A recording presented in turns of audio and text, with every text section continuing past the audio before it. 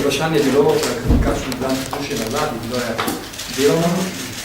Sam sem svojo ekipo tudi v nočnih urah koordiniral pripravo vseh teh interventnih ukrepov, ki jih je že predstavil predsednik vlade. Dovolite, da sem samo v nekaterih segmentih nekoliko bolj detaljen. Na podlagi podatkov, ki jih je pripravila uprava za zaščito in reševanje Republike Slovenije in tudi na podlagi prvih delnih ocen škode strani občin je slika naslednja. V tem zadnjem neurju je bilo poškodovanih skupaj 11.518 stanovanjskih objektov, 14.439 gospodarskih objektov, 55 šol oziroma vrtcev in 163 ostalih javnih objektov, zdravstvenih domov, bolnišnic, kulturnih in gasilskih domov in objektov društev. Skupno je bilo v različnem obsegu po nepopolnih podatkih občin in regij poškodovanih 26.175 objektov različnih namenov, velikosti in starosti.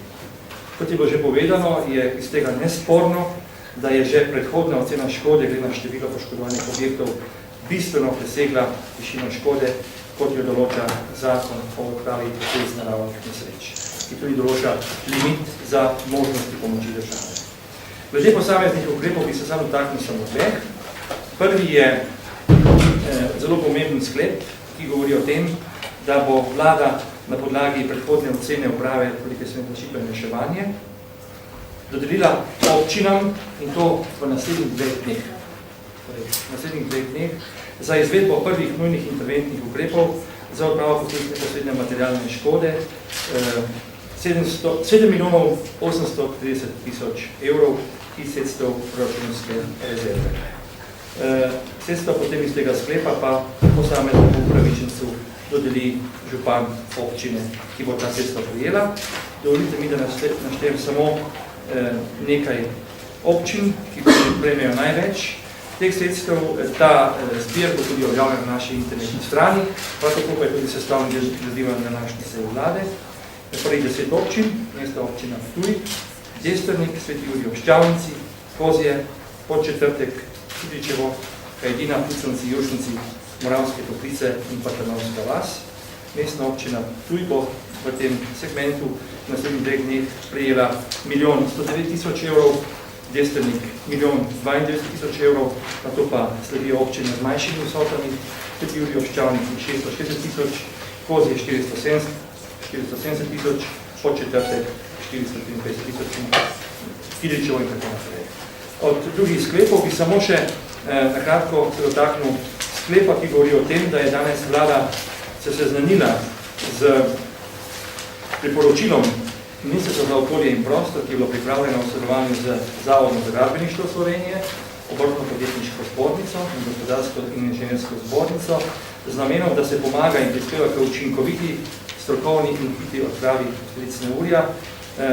To priporočilo je tako, da bo omogočilo prizadetim, da se bodo lahko pod strokovnimi napotki odzvali. Namreč gre za strokovne nasvete glede poškodovanja ali odstranjevanja ali dela kritine, celotne kritine, nosilne strešne konstrukcije ali pa tudi, če je prišlo do porušenja celotnega ostrešja. V ta namen je danes vlada sprejela sklep, da se na Ptuju ustanovi posebna državno-tehnična pisarna,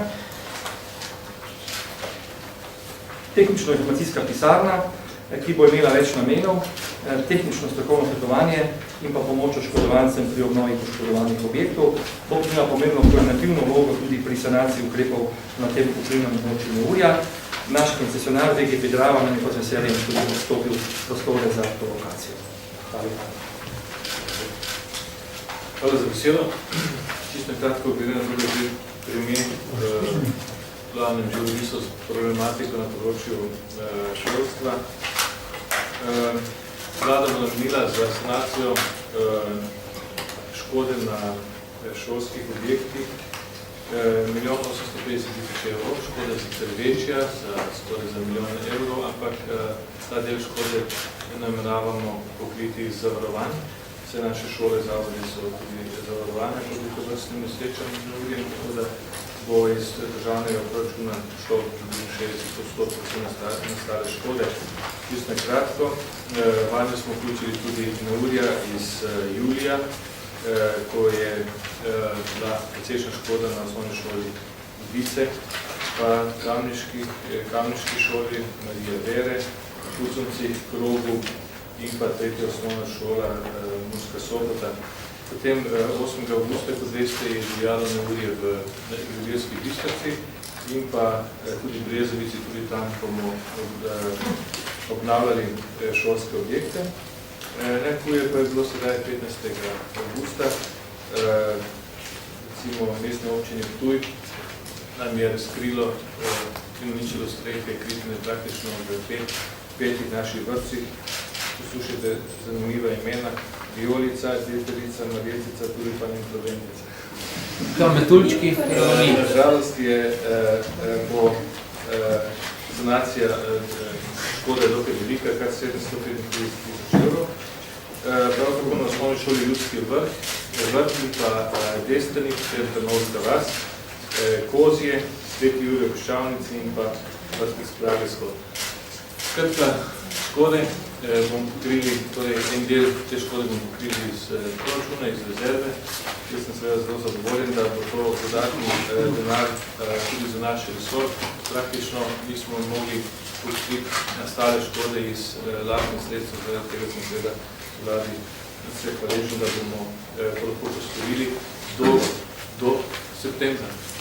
Za nas se ne bolj mudi, zato ker se v septembru začne pouk, tudi vrtci se takrat malo bolj napolnijo po dopustih in mi moramo zagotoviti normalne pogoje, delovne pogoje za učitelje in seveda pogoje za vzgojo in izobraževanje. Lahko rečem, da smo obiskali prav čisto vse objekte, ki so utrpeli škodo z našimi službami, tako da te cene niso pavšalne, ampak so realne. Hvala. Hvala lepa.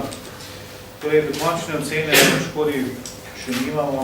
Po oceni svetovalcev kmetijskih na terenu je v zadnjih neurjih v juniju in avgustu, torej skupaj, bilo prizadetih približno 47.029 hektarov površin, od tega 1880 hektarov popolnoma uničenih, kar je zelo visoka številka, saj znaša približno petino vseh primerljivih površin kmetijskih v Sloveniji.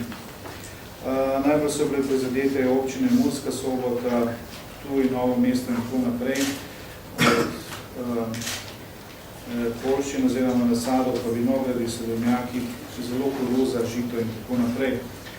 Zdaj, poglavitni ukrep, s katerim ministrstvo še naprej spodbuja seveda zavarovanje pred takšnimi neurji, so seveda zavarovanje premije in ministrstvo tudi deloma sofinancira.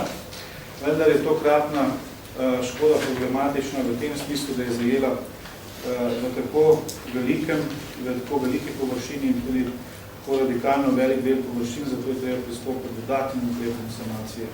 Prav tako nekatere zadeve niso, kot recimo izpad dohodka ali pa obnova trajnih nasadov, ki so pravi sadovnjakov, vinogradov in podobno, tudi to ni zadovoljivo.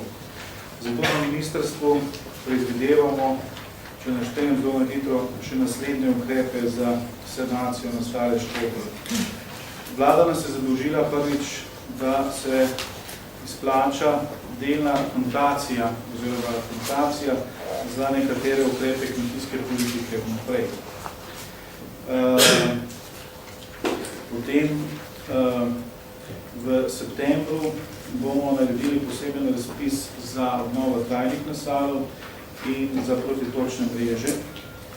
V istem mesecu bomo naredili tudi poseben razpis za obnovo objektov gospodarskih, kmetijskih, pri čemer morajo naložba biti tehnološko, se pravi, gre za tehnološko posodobitev tega. Potem šli bomo ukrep pokrivanja stroškov sanacije zemljišč, ki so bila popolnoma uničena. Prav tako pa bomo v programu, ki ga bomo naredili skupaj z Ministrstvom za okolje in prostor in ostalimi resorji, določili možnosti za pokrivanje izpada dohodka pri trajnih nasadih, kar sem že tudi omenil. Določili smo tudi možnosti, da pri kmetijskih ukrepih, kjer je na primer potreben kolobar različnih kultur, da če do tega kolobarja ni možno upoštevati, da se to upošteva tudi pri setvi.